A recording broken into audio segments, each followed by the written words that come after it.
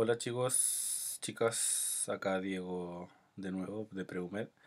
En el video de hoy día vamos a ver la segunda patita de metabolismo que es fotosíntesis. Si llegaron a este video de manera random porque quieren ver solo fotosíntesis, bueno, pueden verlo. Pero si están estudiando como ordenadamente para la PSU, que es la idea de este canal de YouTube del Preu, deberían irse primero al video anterior de Metabolismo 1, en donde hablamos de las generalidades del metabolismo y de la respiración celular, y después venir a este video que es de fotosíntesis. ¿Ya? ¿Por qué? Porque habíamos definido al metabolismo como el conjunto de reacciones químicas de un organismo, que reacciones químicas que se pueden dividir en catabolismo y en anabolismo, donde habíamos dicho que el catabolismo era una serie de reacciones químicas que producían energía, y el anabolismo era una serie de reacciones químicas que ocupaban esa energía. ¿Y por qué el anabolismo necesitaba ocupar energía? Porque el anabolismo lo que hace finalmente es producir moléculas complejas a partir de moléculas simples, ¿ya? ¿Y cuál es el caso clásico de producción de moléculas complejas a partir de moléculas simples? La fotosíntesis, ¿ya? La fotosíntesis es un proceso metabólico, específicamente entonces anabólico, que la realizan plantas, algas y algunas bacterias, ¿ya?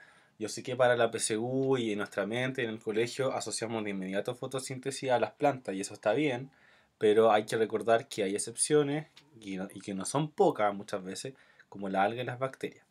Pero para la PSU nos vamos a centrar en las plantas, y en las plantas la fotosíntesis ocurre en un organelo celular en particular, que es, como sale bien acá en negrita, el cloroplasto. ¿Qué es el cloroplasto? El cloroplasto es un tipo de plastidio, ¿ya? Y eso tiene algunas características importantes. Por ejemplo, acá está el cloroplasto maduro. El cloroplasto es una de los organelos que está compuesto de doble membrana, ya tiene una membrana externa como sale acá y una membrana interna y un espacio intermembrana.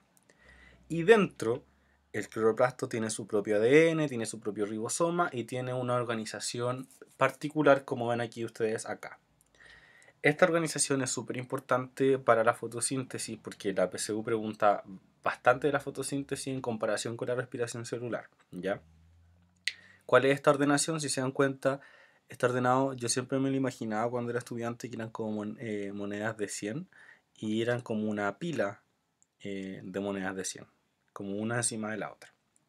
A esas monedas de 100, a uno de estos circulitos se le denomina tilacoide, ya, ahí está, tilacoide, y a una sucesión de tilacoide o un tilacoide después del otro, ya la pila de monedas como le digo yo, a eso se le llama grana, ya.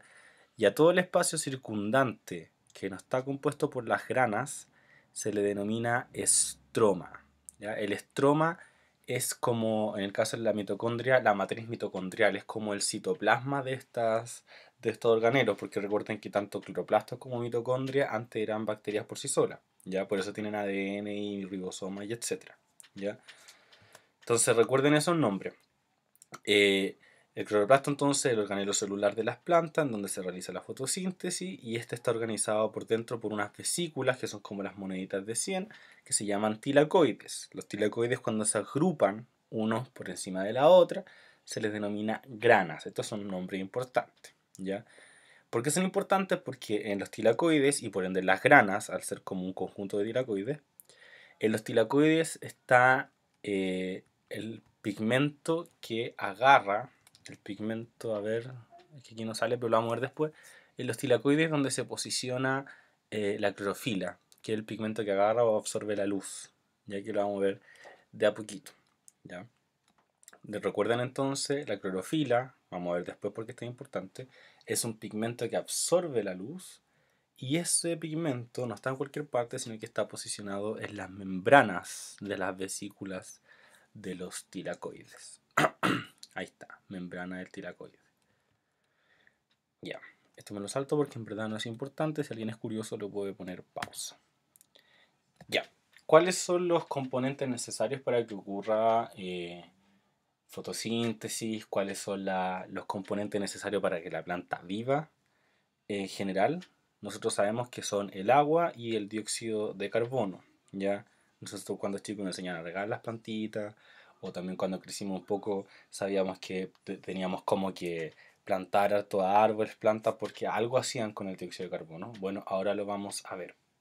Cosas puntuales que pueden o no preguntarse en la PSU. Es muy raro que lo pregunten, pero por si acaso, aunque es como obvio, pero no vamos aquí a asumir nada como obvio. El agua. ¿El agua por dónde ingresa? El agua ingresa principalmente por las raíces, ya que la mayoría están bajo tierra, y el agua entonces va a tener que subir, transportarse hacia las hojas a través de un conducto que, como sale en este mono de la mano derecha, un conducto que se llama xilema, se escribe con X, ya, xilema. Por ahí sube el agua entonces, gracias a una de sus propiedades del agua, que era la capilaridad, que era la capacidad que tiene de subir como por tubos huecos de distinto diámetro, ojalá de poco diámetro. Que el CO2, o sea, el dióxido de carbono, va a entrar a las plantas a través principalmente de las hojas, ¿ya? A través de la hoja por unos poros que forman las hojas, las células de las hojas que se llaman estomas. Aquí está. Esta es una célula de la hoja y esta es otra célula de la hoja y entre medio forman un poro que se llama estoma, ¿ya? Y es por ahí por donde se va a entrar el CO2 y por donde muchas veces sale agua también, sale, no entra, sale agua y por donde también puede salir oxígeno, ¿ya? Y como sale acá abajo, durante el día se hallan mayoritariamente abiertos. ¿Por qué? Para que entre CO2. ¿Por qué el dióxido de carbono es tan importante para la planta? Porque el CO2, que contiene carbono inorgánico, la planta, a través del proceso de fotosíntesis, va a transformar el carbono del CO2 inorgánico en un carbono orgánico. ¿Ya? ¿Y qué significa que la planta transforme carbono inorgánico a carbono orgánico? Significa que el carbono del CO2 ahora va a ser parte, por ejemplo, y mayoritariamente, del carbono de la glucosa, ¿ya? Y la glucosa, recuerden que su composición molecular es C6H12O6, ¿ya?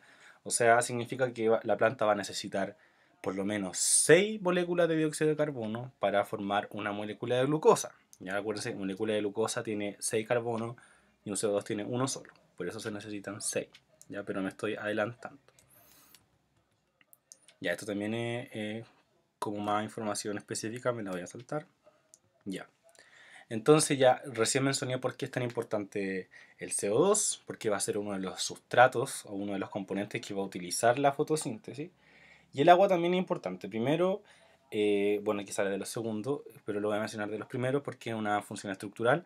Participa en el proceso de crecimiento de las plantas, ¿ya? O sea, mientras más agua tenga una planta, más turgente va a estar, ¿ya? ¿Y a dónde entra el agua a una célula vegetal? Predominantemente se va a almacenar en la vacuola. Si se dan cuenta, aquí la vacuola es chiquitita y después va a ir cada vez agrandándose más, aplastando incluso al núcleo, ¿ya? Entonces, para mantenerla erecta, erguidas, el agua es importante, pero también es necesaria para la fotosíntesis. Para algo más específico, y al igual que en el video de respiración celular, no me voy a ir a lo específico. Ya incluso acá vienen unos power después en el proceso mismo que también me voy a saltar. Perdón. Pero lo importante es que sepan, la única pregunta típica que hacen con relación al agua y la fotosíntesis en la PSU, en qué se transforma el agua finalmente. ¿Ya? Y lo más importante que ustedes tienen que saber, y lo me estoy adelantando de nuevo, pero no me importa, es que la planta libera oxígeno, el proceso de fotosíntesis libera oxígeno, y ese oxígeno viene del agua, ¿ya? Y más específicamente libera oxígeno molecular. ¿Qué significa eso? Que libera O2. Y si ustedes se acuerdan, el agua es H2O, o sea, tiene un solo oxígeno. Entonces se necesitan dos moléculas de agua para liberar una molécula de oxígeno molecular. Y entonces la PSU siempre dice, ¿de dónde proviene el oxígeno de la fotosíntesis? Proviene del agua, de la fotólisis del agua. Pero ahí vamos a verlo. Y hay este otro dibujo del estoma. Estos son los poros que forman las células guardianes u oclusivas de la hoja de las plantas. Si se dan cuenta, por ahí entra el dióxido de carbono y puede salir agua y oxígeno, ¿ya? para que vean lo importante que es los estomas. Ya, entonces la fotosíntesis, repetimos, es un proceso anabólico que produce sustancias complejas a partir de sustancias simples. ¿En qué sentido estamos hablando de simple y complejo? En la fotosíntesis en particular estamos hablando de que una molécula simple es una molécula inorgánica y una molécula compleja es una molécula orgánica. O sea, al final lo que estamos diciendo es que la fotosíntesis es un proceso que le permite a las plantas, algas y algunas bacterias de producir su propio alimento. Nosotros como seres humanos que estamos hechos de células animales, somos animales, no podemos hacer eso.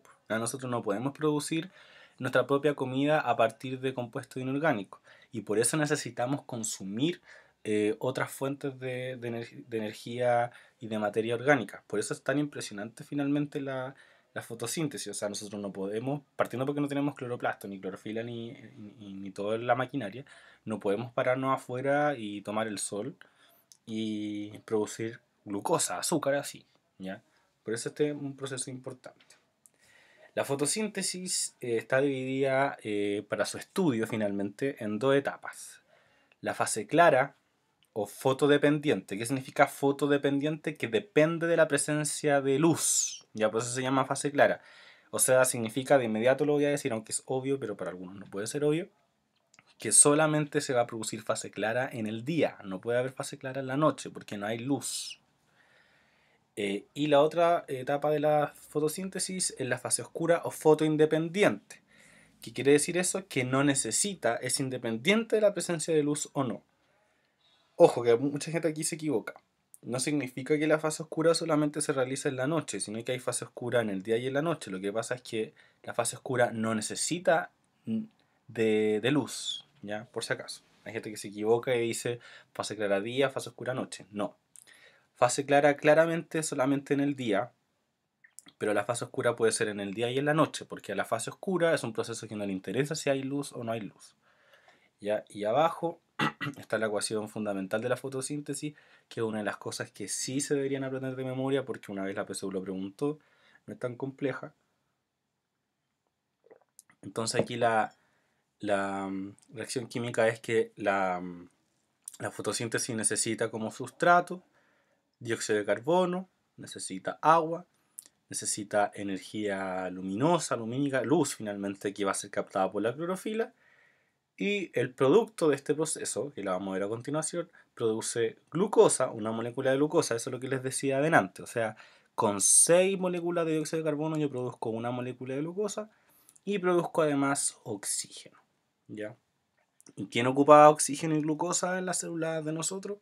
La mitocondria, para realizar la respiración celular. Entonces, para que vean que los productos de la fotosíntesis, o sea, lo que produce una planta, son los sustratos de la respiración celular. ¿Y qué liberaba la respiración celular? La respiración celular liberaba dióxido de carbono y agua. O sea, el proceso contrario. Por eso yo les decía en el video anterior que el catabolismo y anabolismo se complementaban. Ya. En la fotosíntesis entonces se forma materia orgánica, está realizada por organismos autótrofos. Este es un concepto que está como en el video 2 de los videos. Recuerden que un organismo autótrofo es el que se alimenta por sí mismo, ya, o sea, el que puede producir su propio material orgánico. Nosotros como seres humanos no somos autótrofos, sino que somos heterótrofos porque tenemos que buscar la comida en otro, por eso hetero, ¿ya? Y en la eucarionte, esta fotosíntesis, volvemos a repetir, ocurre en los cloroplastos, pero recuerden que en los procariontes, en algunas bacterias también ocurre fotosíntesis y claramente no en los cloroplastos, porque las bacterias, las células procariontes no tienen organelo, y ocurre en una invaginación de la membrana que se llaman laminillas. Eso es más específico, pero por si alguien lo quiere saber. ¿Ya? Bueno, veamos la primera etapa. La primera etapa de la fotosíntesis es la fase clara o la fase fotodependiente, donde ocurre, y esta es una pregunta clásica de la PSU, donde ocurre la fase clara en la membrana de los tilacoides, ya que eran como estas moneditas de 100. ¿Por qué la fase clara ocurre en la membrana de los tilacoides? Porque es aquí en donde se posiciona una proteína, un pigmento que se llama clorofila, que capta luz. ¿Ya? Ya miren, jóvenes, acá lo que viene son un conjunto de reacciones que van a estar explicadas detalladamente en las diapos. Yo no lo voy a explicar porque no es necesario saberlo. Si se dan cuenta abajo, va a ir cambiando el número, como 1, 2, 3, 4, 5, etcétera, etcétera. Esto todo de la fase clara, va explicando. Pero lo que a mí me interesa, y me interesa a mí porque es lo que le interesa al DEMRE, es la generalidad. ¿Qué es lo que pasa en la fase clara? ¿Ya? Y esto es lo que sucede. En la fase clara de la fotosíntesis se utiliza el agua que captó la planta, se utiliza la energía solar y produce oxígeno, que es eliminado, y produce ATP y NADPH. ¿Ya? Voy a volver acá. Aquí está de nuevo. En la fase clara ocurren procesos importantes. ¿Cuáles son? Que se sintetiza NADPH y ATP. Pregunta clásica de la PSU. ¿Cuáles son los productos? ¿Qué es lo que se produce? Pero ese producto. En la fase clara se produce NADPH y ATP. Y como ustedes bien saben que todas las reacciones de la célula al final como que están conectadas, ¿dónde se va a ocupar el NADPH y el ATP? En la fase oscura. ¿Ya? La fase oscura que también se llama ciclo de Calvin. Y además, en este proceso, en la fase clara, se va a ocupar el agua, que se va a romper, fotólisis, rompimiento a través de la luz del agua, y va a producir oxígeno, un oxígeno que es liberado. ¿Ya? El oxígeno se produce en la fase clara y es liberado. Ya no es que el oxígeno se vaya a la fase oscura, solamente en la fase oscura voy a necesitar NADPH y ATP. Sorry. Entonces, acá abajo está la explicación. Si se dan cuenta, lo que está sucediendo acá es que la luz va a llegar a los fotosistemas, que son proteínas de la membrana tilacoidal, y esta luz va a empezar a excitar a los electrones se van a mover, el movimiento de los electrones va a liberar energía, va a haber energía libre que va a poder ser ocupada por los protones para moverse. ¿Ya? Al igual, miren, acá al lado derecho. Los protones, al igual que la respiración celular, al moverse a través de la membrana, va a pasar por una proteína ATP sintetasa que produce ATP, entonces el movimiento de protones va a producir ATP. Ahí está el ATP que produce entonces la fase clara. Y además, esta misma excitación de los electrones y la luz va a producir NADPH. Y el agua acá, en este lado, al lado izquierdo, ojalá se vea el cursor, dos moléculas de agua van a ser rotas ya por la luz, por un proceso más complejo que la fotolisis del agua, y eso va a producir oxígeno molecular y va a liberar protones que se van a ir para acá. ¿Ya? Ese efecto fue muy tonto. Ya, pero para que vean, se produce oxígeno en esta fase, se produce NADPH y se produce ATP. El oxígeno se va para afuera, lo libera la planta, o también lo puede ocupar para la respiración celular, y el NADPH y el ATP se van a la fase oscura.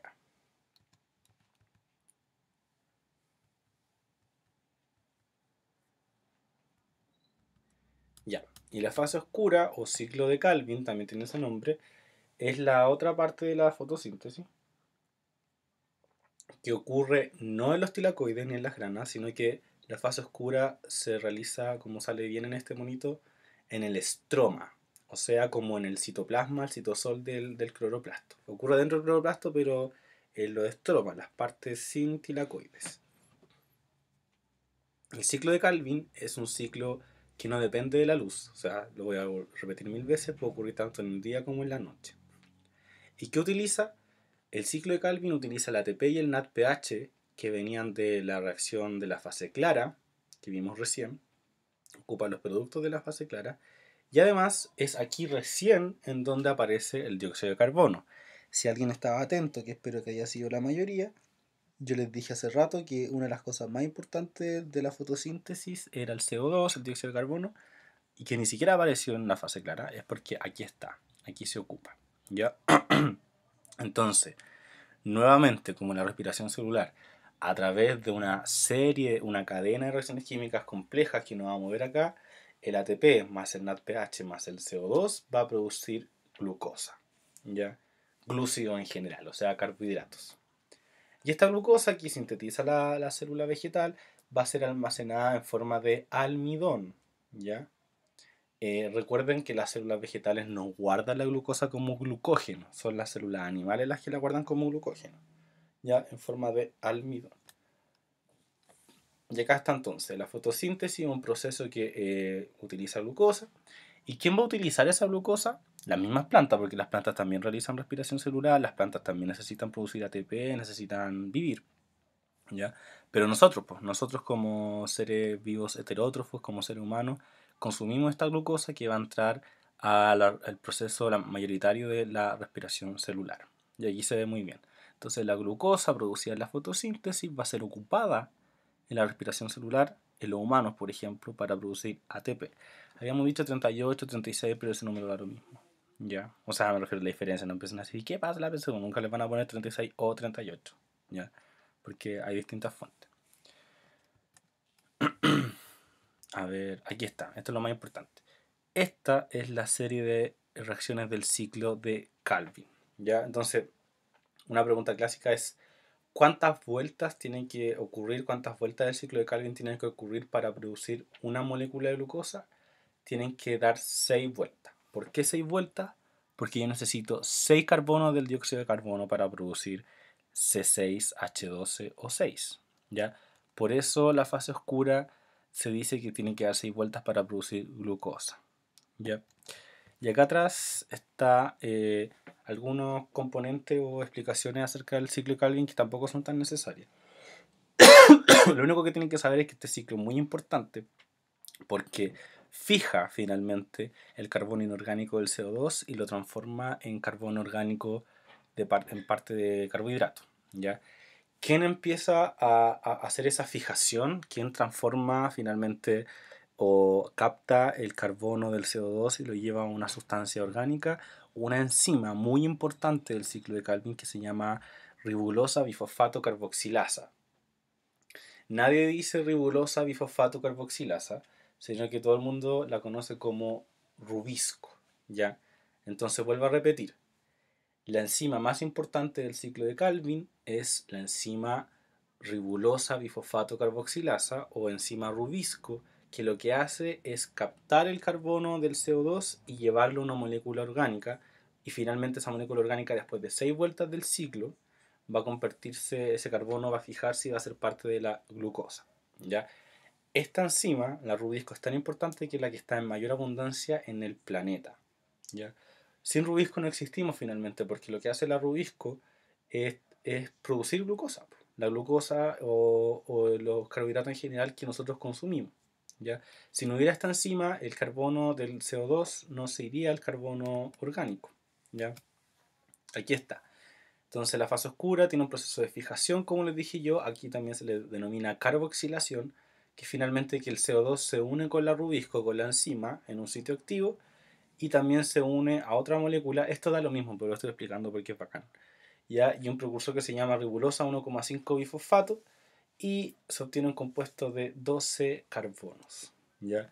¿Por qué 12? Porque aquí se está haciendo cuenta de que yo estoy haciendo las 6 vueltas al mismo tiempo. Recuerden que estos procesos no ocurren uno a la vez, sino que ocurren varios a la vez, ¿ya? Pero por eso no los quería confundir con este dato, pero es para que vean. Entonces, el CO2 se une a la enzima rubisco y a otra enzima, perdón, y a otra molécula, y esas uniones van a hacer que el carbono se traspase de una molécula a la otra. Perdón. Entonces, las 6 moléculas de CO2 se fijan, aquí dice fixação, no sé, portugués. Fixação. Fixação. Ya, ya. Entonces, estas moléculas de CO2, junto a la rubisco y a la ribulosa difosfato que están acá, se transforman en una molécula de 12 carbono. Ya, pero eso es lo mismo, es para que vean que todas las vueltas que se producen, que son 6 vueltas para producir una glucosa.